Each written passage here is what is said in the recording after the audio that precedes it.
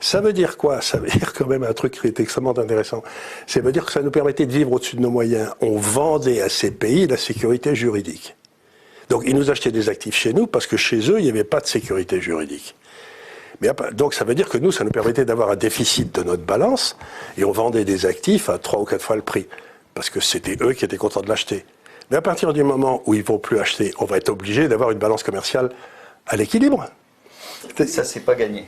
Eh ben, et ça veut dire que notre niveau de vie va baisser pour que les importations s'écroulent. Combien de pourcents à peu près Combien de pourcents on va baisser? 10, 20, 30, 40? Mais bien plus. 30%, je vais te dire, 30%, c'est le prix d'une récession normale. Sur les marchés, 30%, c'est le prix d'une récession normale. D'accord ?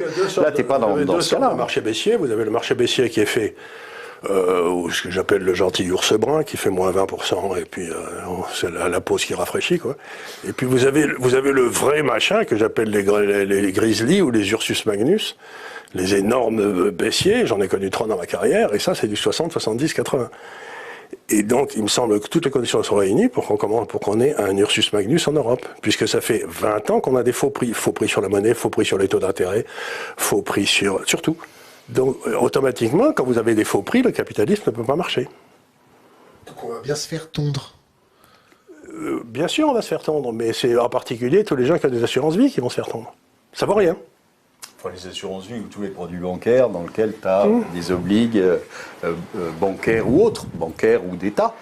Donc après, tu as tout le reste. Tu as l'assurance vie parce que c'est le produit phare aujourd'hui en France. Il y a 1600 milliards dedans, c'est beaucoup. Oui, mais tu vois, dans un livret A, il y a quoi? Dans un livret A, il y a des obligues. Voilà. Majoritairement françaises. Les marchés financiers, ils vont comment là? Ils vont bien, ils vont pas bien? Le CAC 40, il a combien au jour d'aujourd'hui?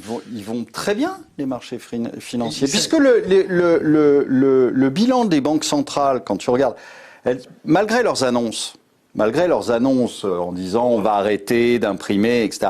Mais tu regardes le bilan des banques centrales, il n'a pas diminué, il continue à monter. Donc tant que le bilan des banques centrales monte, eh bien tu auras des marchés qui se tiendront, qui monteront, qui se tiendront, mais tu n'as pas d'alerte. Tu auras, et c'est pour ça que moi je maintiens mes prévisions là-dessus, je dis, dans 3 mois, les banques centrales, parce que à ce moment-là, les marchés commenceront probablement à jouer le fait qu'on est en récession, ils seront aperçus qu'on est en récession. À ce moment-là, ils commenceront à baisser. Qu'est-ce que feront les banques centrales? Ce qu'elles ont fait depuis 2008, c'est-à-dire qu'elles remettront du papier. Et puis, peu importe l'inflation. Mais si le prix du pétrole passe de 100 à 200 pendant qu'elles font ça, on est cuit. Oui, mais elles le feront quand même. C'est-à-dire qu'en fait, je pense qu'aujourd'hui, tu n'as pas de rétropédalage possible. C'est-à-dire, c'est de la cavalerie. Tu ne peux pas aujourd'hui, la Banque centrale, qu'est-ce qui va se passer? Là aujourd'hui, on est quand même monté, on est à 3,25 sur les taux italiens. Bon, sur le 10 ans italien, on doit être autour de 3,25. 3,25 sur le taux italien. Mais c'est insupportable quand tu as 180% de dette. Ça n'est pas possible. Et ça n'est pas possible sur la Grèce, ça n'est pas possible sur le Portugal, ça n'est pas possible sur la France.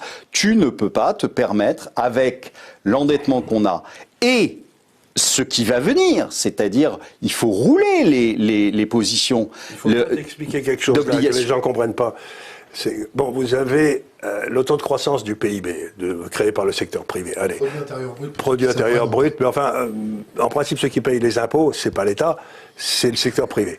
Donc, ça fait à peu près 15 ans que l'Italie n'a pas... Oui, personne d'autre ne paye les impôts que les gars du secteur privé, parce que l'État ne va pas se mettre des impôts sur lui-même. Les fonctionnaires payent des impôts. Hein. Les fonctionnaires payent des impôts, mais c'est nous qui les payons avec ce qu'on leur paye comme un truc pour le secteur privé. C'est moi qui paye les impôts des fonctionnaires. C'est pas les fonctionnaires qui les payent, c'est moi.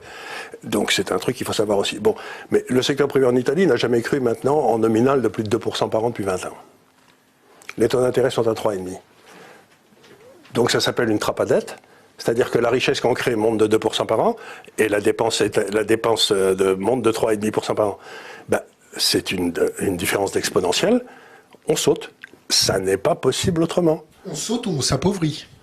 Oui, mais à ce moment-là, on s'appauvrit encore. Les Italiens, ils peuvent payer peut-être 3,5 parce qu'une grosse partie de leur dette est détruite par les Italiens eux-mêmes. Tandis que nous, 50 à 60% de notre net est détenu par le Qatar, par la Hollande, etc. Donc, si nous, on paye les taux d'intérêt à 3,5%, ça veut dire que notre niveau de vie ça va baisser d'1% par an, d'1,5% par an, mais mécaniquement, c'est pas possible autrement. Donc, ça veut dire que tous les gars qui sont capables de travailler iront bosser dans la City à Londres, ou partiront en Asie, etc. Donc, on va se retrouver avec que les retraités en France. Et toute la génération de mai 68 va se retrouver avec une retraite très triste. Le pire, c'est que Charles vient de faire la démonstration sur un pays qui est endetté à 100%.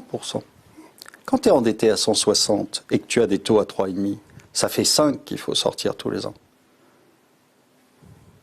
C'est pas possible. C'est pas possible. Alors, qu'est-ce que ça veut dire? Qu'est-ce qu'on est en train de dire? On est en train de dire quelque chose de très intéressant, c'est que cette construction imbécile de l'euro, elle a commencé par faire sauter toute l'économie du Sud. Hein. Bon, ça a ruiné l'économie du Sud.